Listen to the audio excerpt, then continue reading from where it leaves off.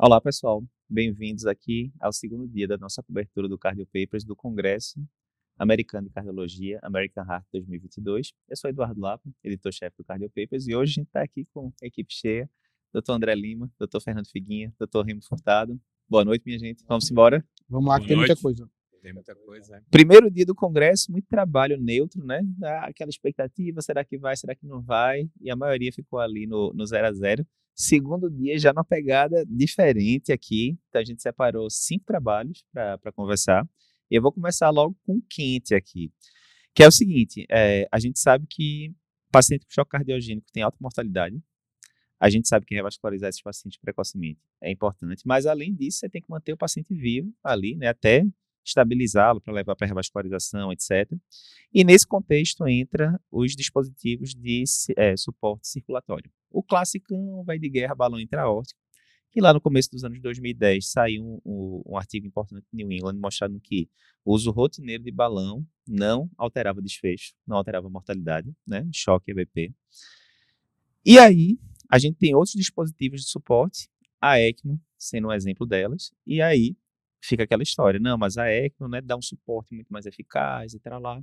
Será, então, que se a gente usar a ECMO em pacientes com choque cardiogênico, né, em fase precoce ou já com choque cardiogênico mais importante, será que levaria a diminuição do desfecho? E isso foi o estudo ECMO-CS, que foi apresentado hoje no Congresso. E o resultado, Galego? Só um fato bem interessante aí desse estudo é que sempre quando a gente está falando de suporte avançado de vida, ou um dispositivo de suporte circulatório, sempre vinha aquela história, cara, qual é o time que eu tenho que colocar o dispositivo? Se eu coloco muito tardio, eu já vou ter disfunção orgânica do paciente e eu não vou poder retornar à função. Então, nesse estudo, a sacada principal foi tentar colocar o dispositivo logo precoce, numa situação em que o choque era logo inicial.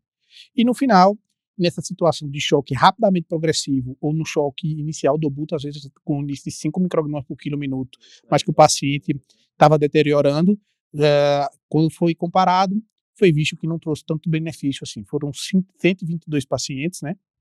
Recrutamento desde 2015, então um recrutamento que precisou de um longo período para poder recrutar essa quantidade de pessoas e mais um estudo aí que... Neutro, né? Ô, Remo, e aí quando a gente vai para o endpoint primário, né, o que a gente vê é que o endpoint primário pegava morte, top, né, faz todo sentido.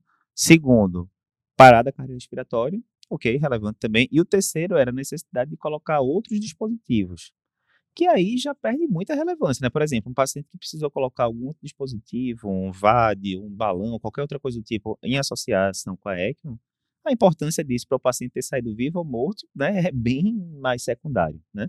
Ainda assim, não conseguiu atingir a significância estatística, né? Então, primeiro ponto, eu acho lá, o André tocou num ponto importante, esse estudo ele estava recrutando desde 2015, aí teve pandemia, teve essa bagunça toda, e aí os investigadores têm que ser parabenizados, porque é um estudo importante, tem que ser feito, só que, infelizmente, há algumas falhas aí no desenho, uma delas foi a que você falou. Quando você faz um estudo, você jamais pode ter um desfecho em que parte dos pacientes não vão ter risco dele. O que eu quero dizer? Se o paciente já colocou a ECMO lá no começo, a probabilidade dele colocar outro dispositivo já vai ser menor, porque ele já está tratado com a ECMO. Então, esse desfecho jamais deveria ter sido construído assim.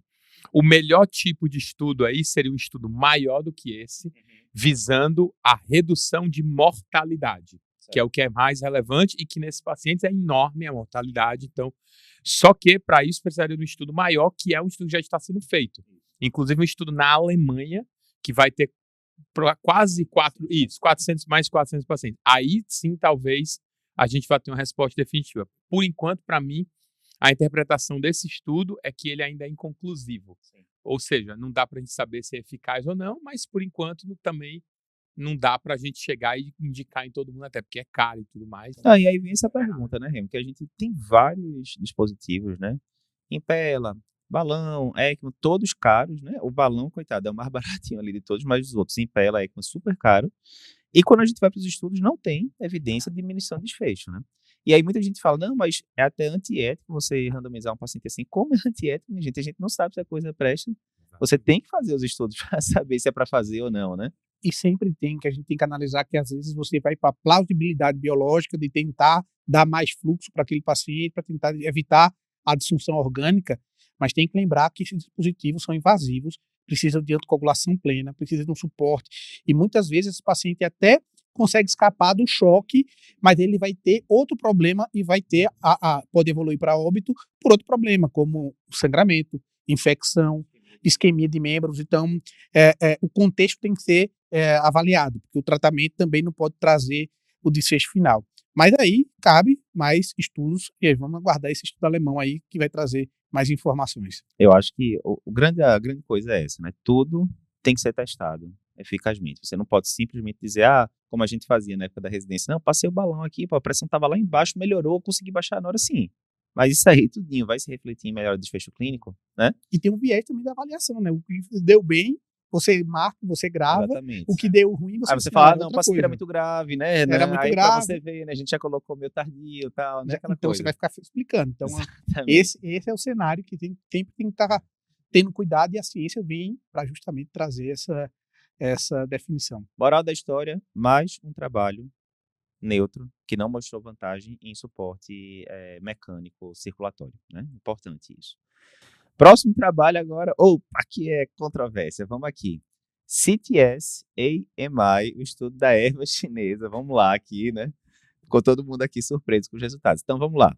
Infarto com supra, a gente sabe que evoluiu muito o tratamento aí ao longo dos últimos anos, mas continua com mortalidade, né? 5, 6, 8%, dependendo do centro. Mesmo você fazendo reperfusão precoce. Um dos mecanismos aí que pode acontecer é o paciente até chega precocemente, vai para CAT, mas aí tem no reflow, você abre a artéria, mas não reperfunde adequadamente, você pode ter injúria de reperfusão e tal. E aí já tentou-se um bocado de coisa para diminuir esse no reflow, injúria de reperfusão, sempre com resultados, né, ou neutros ou pouco relevantes.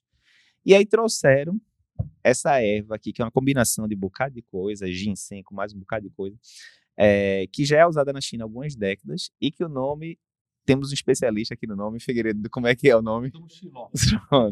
Ele treinou o dia inteiro para poder falar aqui no podcast o nome. Mas é uma coisa interessante, porque é uma medicação da medicina chinesa, que a gente observa que eles têm uma experiência muito grande, tanto que eles acreditavam tanto que fizeram um recrutamento aí, que Lapa vai comentar mais sobre o estudo. Então, mas é a base, né, galera, para não dizer que fizeram um estudo de fase 3 assim do nada, né? Não, já tinha estudos menores mostrando que ele poderia ter ali um benefício em redução de no reflow. Então, essa era a base meio que fisiopatológica e tal, né? Então, não, vamos testar no estudo fase 3 para ver se diminui desfecho. E o mecanismo total, não se sabe ainda qual é esse mecanismo total. Acredita-se que ele pode ter uma proteção ali no miocárdio, de anti-apoptose, mas ninguém sabe. O que sabe é que a gente sabe também, por exemplo, ninguém que não sabe precisa. perfeitamente o mecanismo da gliflozina na IC, mas né, os estudos foram mostrando que funcionava, né? Só para defender aqui também. Beleza, e a pergunta era o seguinte: se você pega paciente com infarto com sopro, nas primeiras 24 horas de evolução, que estão sendo reperfundidos e tal, e você faz num grupo placebo, no outro grupo o Tonchiló, obrigado, é o meu tradutor oficial. Será que isso vai reduzir endpoint primário, que era morte cardiovascular, reinfarto, AVC, necessidade de revasque de emergência, o MACE ali tradicional que a gente costuma usar. 3.777 pacientes, não foi um estudo pequeno, de forma alguma, e reduziu sim o endpoint primário em 36%, isso no follow-up de 30 dias, havendo diminuição de morte, de infarto, de arritmias malignas, não mudou AVC, mas assim, morte, inclusive morte. E que beleza, não aumentou efeitos colaterais relevantes como sangramento, poderia ter aumentado, né? E agora vem o seguinte, e aí, Tonchiló para todo mundo segunda-feira, como é que é o meio de campo? O que é que vocês acham? Então, a questão primeiro a população que eles estudaram é basicamente a população chinesa. Certo. Então, eram quase 4 mil pacientes, mas todos chineses, que a gente sabe que tem algumas particularidades. Então, a primeira coisa tem que ver se consegue realmente extrapolar essa evidência e benefício em outras populações. Certo. Vai ter que chegar nos outros países também, tem que ter aprovação das agências reguladoras. Não vai ser para amanhã que a gente vai ter um Tonchiló aqui no Brasil, eu imagino. E assim, uma medicação que até o resultado eu achei até bom demais para ser verdade, a gente precisa olhar. Isso. Não, pode ser que qual mas se você pegar o Curie, qual foi a redução de risco relativo quando colocou o clopidogrel? Acho que 21%. Cara, 36% de redução.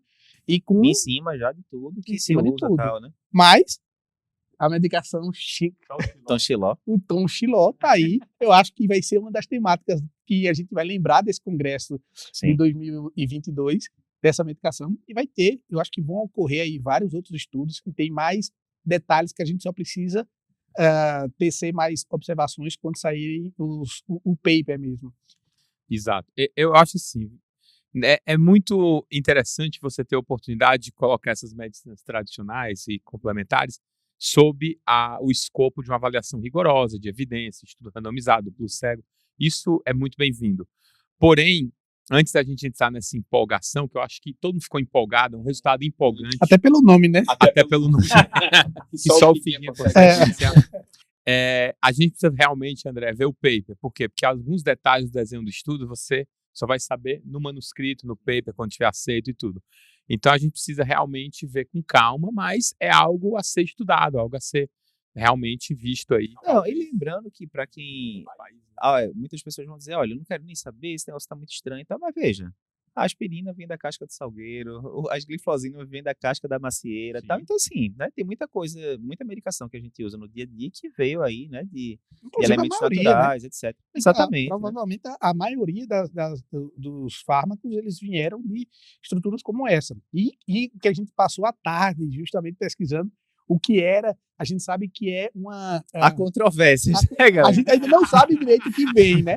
Mas a gente sabe que vem algumas ervas, vem ginseng, né?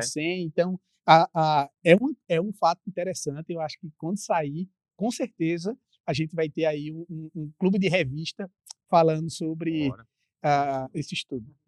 Beleza, mas assim, eu acho que todos concordam que vai precisar de outros estudos para a gente ver, né? E ver se isso aí é validado, principalmente em outras etnias. De fato, essa parte da etnia é muito relevante. Dando exemplos, a gente sabe que, por exemplo, novos anticoagulantes, como é na população oriental, o pessoal usa dose mais baixa, porque a metabolização é diferente. Então, de fato, não é uma coisa que é simplesmente transponível, né? É interessante a gente saber, sim.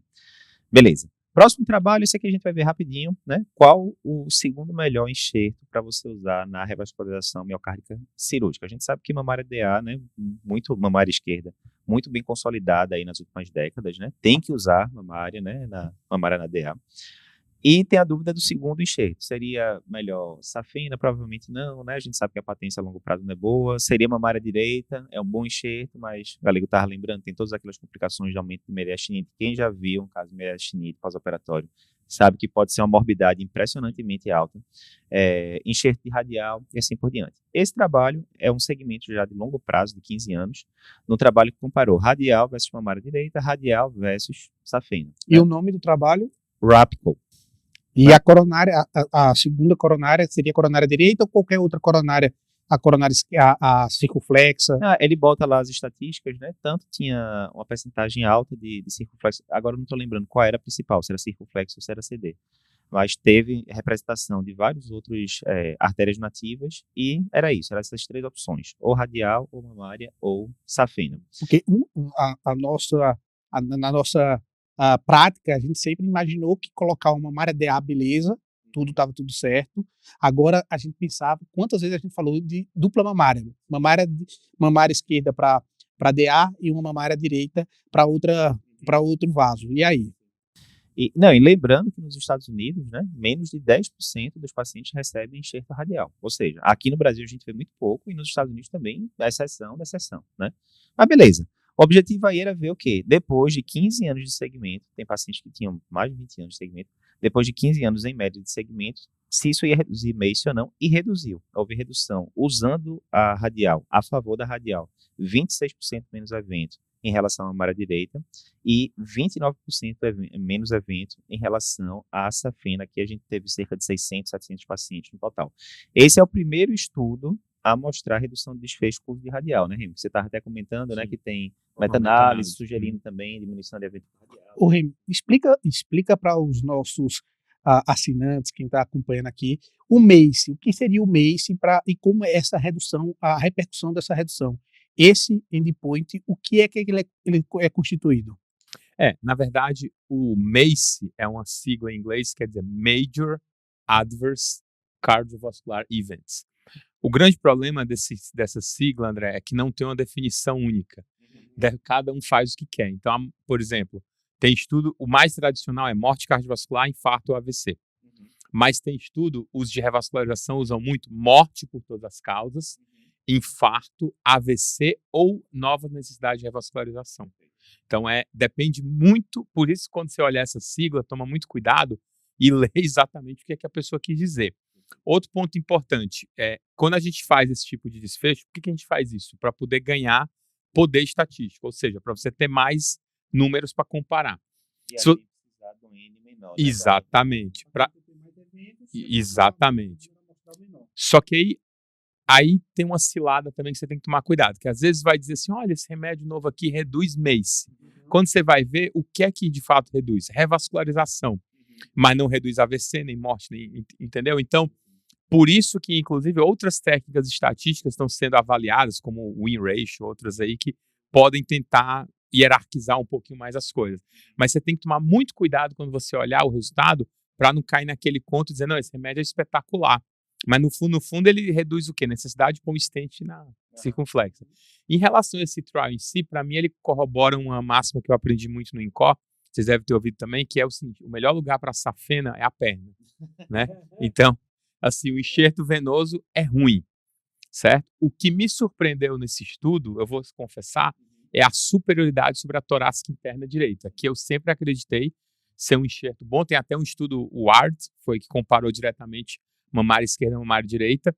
E quando você conversa com os cirurgiões, todas essas questões de enxerto arterial é muito técnica dependente. Isso. Então, que esse é um grande problema, né? Exato. Porque aí o que acontece? Toda vez que sai estudo de cirurgia, é sempre a mesma coisa. O estudo veio negativo. Aí o cirurgião que gosta daquela técnica fala, isso é porque não botaram a galera que não sabia operar na jogada. Beleza. E aí quando vem um estudo positivo como esse, aí o que é que o pessoal fala? Mas também só botaram os caras top de linha, isso aí é difícil de ser validado no ambiente normal do meu hospital, que a galera não tem uma mão tão experiente com radial, por exemplo. Mas tudo também depende do ponto de vista, porque quando a gente pensa na plausibilidade anatômica, a mamária direita ela tem um fluxo maior, ela vai lá, eu preciso só tirar um coto, não preciso tirar dois. Então, pela patência e pela necessidade de revascularização, pode ser que seja até ela é mais plausível e no resultado a gente vai ver direitinho se isso não tem mais benefícios. Mas lembrando que na hora que eu tiro a segunda mamária, a artéria torácica interna, você diminui a vascularização torácica e isso depois de uma cirurgia pode alterar a cicatrização, o paciente pode ter mais infecção e no final, se ele morre de infecção ou ele morre de infarto, ele morreu. Então, o problema é justamente a gente analisar esse detalhe, né? Então, no estudo, a conclusão foi o que, Lapa? Diminuiu, né, radial, tanto em relação à mamária quanto em relação à safena, diminuiu o MACE. E de forma relevante, né, 26%, 29%. A grande questão agora é essa, né? Nos serviços que vocês trabalham, o pessoal, ou trabalharam já, o pessoal usa muita radial? Eu vejo o pessoal usando muito pouco, na verdade, né? Depende do cirurgião. É aquela velha história. Geral, eu digo, né? Mas de forma geral, o pessoal prefere o feijão com arroz, que é mamária para dar a safena pro resto. Mas existem escolas de enxertos arteriais. No próprio INCOR, a gente sabe de um cirurgião lá, o professor Puig, que se aposentou, que ele gostava muito de enxerto arterial. Outro detalhe que eu aprendi muito com cirurgiões é que nessa questão do enxerto arterial, além da técnica do cirurgião e tudo, a própria biotipo do doente influi, a raça. Então, por exemplo, se você pegar no Japão, eles usam muito gastroepiploica, porque para o japonês, o biotipo deles lá e tudo mais, é um enxerto muito bom, mas aqui no Brasil parece que não pegou muito. E uma vez lá no INCOR estavam testando circunflexa da coxa, quer dizer, tirar uma artéria da coxa para colocar. Então, essa é uma área que vai ter muito desenvolvimento, mas a gente também tem que olhar essas particularidades aí. De toda forma, já é interessante, né? Perda de segmento mínima, várias centenas de pacientes acompanhados por mais de uma década, né? E para quem não está acostumado com enxerto radial, só lembrar do evento de vasoespasmo. Então, normalmente, que a gente nem sabe qual é a incidência que a gente sempre escutou isso, né, galera? Na época da residência, né? Mas o comprimido... Mas um comprimido de anlodipino ali por um determinado tempo não vai fazer mal. E nesse trial, os pacientes que recebiam os enxertos, eles ficavam usando antagonista canal de cálcio de hidropiridina, por exemplo, anlodipino, durante 6 meses, né? Os primeiros 6 meses do pós-operatório, né? Então, vez por outra cai em questão de prova, isso, tal, né? Então, bom saber outro trial interessante. Quarto trial, esse a gente vai comentar bem rapidinho, realmente, porque é uma medicação que a gente não tem no Brasil, mas vai que chega, né? Estudo Bright4. Então, Remo, peguei ali um paciente com síndrome coronária aguda com supra, mando ele para hemodinâmica. A gente sabe que na hemodinâmica, normalmente a gente não faz nem heparina na sala de emergência, se for um serviço que tem angioplastia primária rapidinho e tal, deixa para fazer um anticoagulante na sala de emergência, normalmente faz-se heparina não fracionada em bolos, angioplasta, acabou. Na sala né? de hemodinâmica, Na né? sala de hemodinâmica. Você faz na sala de hemodinâmica. Isso. Falei emergência, Você foi? falou de Na sala de emergência. hemodinâmica, desculpa. A gente faz a heparina não fracionada na sala de hemodinâmica, abre a artéria está aberta, acabou, o paciente vai ficar com a heparina profilática depois, resolvido. Agora, lembrando que quando você faz essa heparina na sala de hemodinâmica, tanto no evento trombótico agudo tem o fator da anticoagulação, mas também é para evitar a trombose do catéter ali quando você está colocando. Então, tem essa possibilidade, mas agora vem um outro contexto, uma medicação que no Brasil a gente não está acostumado, mas é sempre a gente está vendo nos guidelines, nas diretrizes, mencionando, e agora mais um estudo maior, que veio comparar a heparina com Bivalirudina, né? Que é uma medicação que a gente escuta desde a rinha de clínica, ou seja, para quem não conhece também a cronologia da gente, 16 anos atrás estava lá nas diretrizes americanas já, e cadê, não chega, quase fim. Pois é, Remo bem mais velho do que a gente, né? Já foi na série mais lá na escola, né? Era igual o Epibatib, né? Pois é, Epibatib. E o pessoal adora os nomes complicados, né? Mas esse foi o maior trial, Remo, sobre bivalirudina versus heparina não fracionada, primeiro ponto importante. E ele mostrou de forma resumida diminuição de desfecho, certo? E vê que interessante, ele causou menos sangramento, causou menos mortalidade, né? O grupo bivalirudina morreu menos e teve menos trombose distinta. Então foi bom tanto do ponto de vista de sangramento quanto do ponto de vista de isquemia, que normalmente não é assim, né? Normalmente melhora um e piora o outro, né? A faca de dois gumes e tal. E aí, será que chega agora a bivalirudina no Brasil depois desse ou não? Agora vai, né? Bom, a bivalirudina tem uma história muito polêmica, porque os primeiros estudos dela, um estudo grande chamado Horizons AMI, comparou a estratégia muito parecida, só que eles foram injustos com a coitadinha da heparina, porque era bivalirudina contra heparina mais 2B3A, esse nome complicado que você falou, e Epibatid e tal. Então, é óbvio, e aí mostraram que quando você dava a bivalirudina, sangrava menos, óbvio, né? Então, só que aí teve um problema muito sério, que aconteceu mais trombose existente naquele estudo com a bivalirudina. Então, ficou aquela noção de que, olha, a bivalirudina é mais segura para sangramento, mas aí joga contra para o outro lado. Nesse estudo, acho que primeiro, eles colocaram a heparina, que é o que a gente realmente faz ali, né? Bolos e tal, e eles usaram a bivalirudina um bolos mais uma infusão por mais 3 horas. Então, talvez o segredo seja esse. Talvez o segredo da questão é você anticoagular e anticoagular de uma maneira mais precisa, porque com isso você consegue evitar mais sangramento do que o bolos de heparina, que é uma anticoagulação muito súbita, muito rápida, e ao mesmo tempo diminui aquele efeito rebote que poderia dar evento isquêmico. Então, eu achei o resultado bastante interessante. Agora, como você já falou, não tem no Brasil. Tá? A partir de amanhã vai mudar a prática clínica de alguém que está aqui assistindo a nossa transmissão? Não vai, porque não tem no Brasil. Mas, de repente, chega e não sei, vamos aguardar. Né? Vou fazer um wrap-up depois aqui no final, depois do último trabalho, o que é que a gente muda aqui no Brasil, mas vamos lá. E, por final, a gente teve análise de 5,7 anos do Ischemia Trial, né, chamado de Ischemia Stand. Todo mundo já escutou muita gente falando de isquemia aqui, mas só lembrando em um minuto, maior trial de coronariopatia crônica da história, pegava pacientes que tinham quadro sugestivo de coronariopatia, né, angina, etc., entre outros sintomas, e que tinham testes não invasivos com isquemia pelo menos moderada, né. Esses pacientes, então, eram divididos em 2 grupos. Um grupo ia para CAT de cara, né, e revascularização, que seria a conduta normal preconizada pelos guidelines. E o outro grupo, que é o grupo conservador, ia geralmente para um angiotomo para descartar se não tinha lesão de tronco, alguma coisa do tipo. Se não tivesse, era mantido tratamento clínico, só ia para CAT e revas, que se a casa caísse, angina refratária, sintomas refratários, síndrome coronariana aguda, etc. No segmento pretendido originalmente, que foi de 3,2 anos, não teve diferença de desfecho, não diminuiu morte, não diminuiu infarto, né? Teve uma tendência de diminuição de infarto, mas o endpoint primário foi neutro, não teve diferença de uma estratégia para outra. Será que se a gente aumentasse esse segmento, né?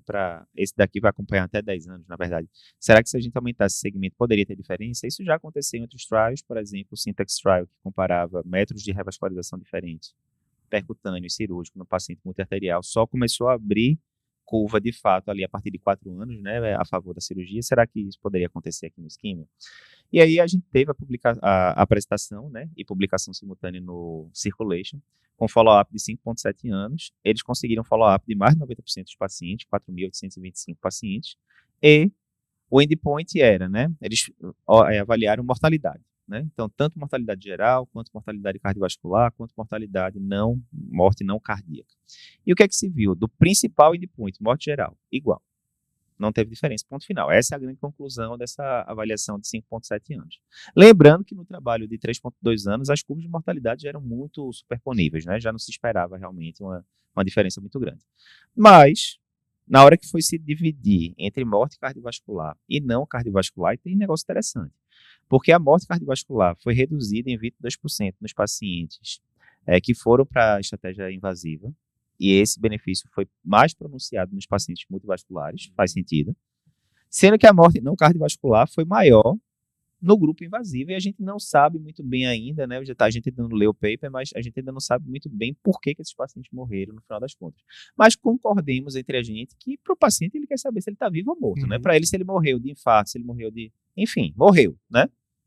Então, foi isso que a gente teve. Contudo, eu fiquei meio triste aqui porque eu achava que ele ia dar dados também sobre infarto e tal. Lembrando que na publicação original parecia estar começando a abrir curva ali depois de 2 anos a favor de redução de infarto no grupo invasivo. Mas pelo que a gente viu, né, Rima, a gente não vai ter esses dados de infarto, qualidade de vida, uso de medicações ali depois do segmento original, né? Muito dinheiro envolvido para você fazer esse ajuste mais fino. Morte, até você vendo nos bancos, é muito fácil. O paciente está vivo, está morto, né? É mais simples de você acessar isso. E aí, decepcionou aí esse follow-up do isquímia em relação à falsidade de dados? O que é que vocês acham aí sobre esse segmento? Eu acho que esse follow-up estendido, em primeiro lugar, que ficou muito claro na apresentação que essa análise é uma análise preliminar. Eles estão planejando essa análise até 10 anos. Então, vamos ver o que vai acontecer com 10 anos. Porque poderia acontecer tipo Stitch, com 5 anos não teve diferença. Exatamente. Eu ia lembrar, aliás, 2 coisas que eu ia lembrar, que me veio à cabeça quando você falou. Primeiro, que o Stitch foi um outro grande exemplo de que isso aconteceu. Não houve redução de mortalidade nos primeiros 5 anos, mas com 10 reduziu. E o segundo ponto que eu ia lembrar, que se eu não me engano, isquímia é o estudo mais citado no Cardiopapers. Depois a gente põe aí a gente faz essa estatística aí no site. 6 horas de comentário. Exatamente. Mas essa análise, o que ela mostra? Que, assim, realmente, como você falou, primeiro vamos nos atentar ao desfecho primário da análise, que é o quê? Morte. Então, muda a mortalidade? Não muda. Então, tanto faz você revascularizar ou não mudou nesse período. Vamos ver o de 10, o que é que dá. Em relação a essa diferença, em relação à questão de não capturar os desfechos não fatais, como você falou, a questão de esse é um estudo, lembrando, de financiamento público, NIH, para você capturar desfechos não fatais, isso gera um custo, você precisa que as pessoas acompanhem o paciente, reportem os desfechos, é algo mais complexo, e o desfecho fatal você consegue em bancos de dados, linkar em bancos de dados de mortalidade, enfim, nacionais, etc. Essa questão de reduzir morte não cardiovascular, e aumentar não cardiovascular, é algo muito intrigante, a gente precisa olhar com muito detalhe quais foram essas mortes, mas isso me lembrou um pouco um estudo que eu acho que todo mundo também conhece, chamado DEPT Trial, em que houve algo parecido, e aí os caras olharam, a morte não cardiovascular aumentou, e era por câncer, e não tinha uma plausibilidade biológica, mas no caso do isquímia, o que pode ter acontecido é que o grupo que foi revascularizado, ele teve que tomar mais antiagregante, porque a principal forma de revascularização, com certeza, é a percutânea. Será que esse antiagregante em excesso não deu mais sangramento? É uma possibilidade. Mas a gente precisa ver essas causas de morte, o que é que aconteceu. Quando a pessoa opera, ela pode morrer de infecção pós-operatória, que seria uma morte não cardiovascular. Quando a pessoa faz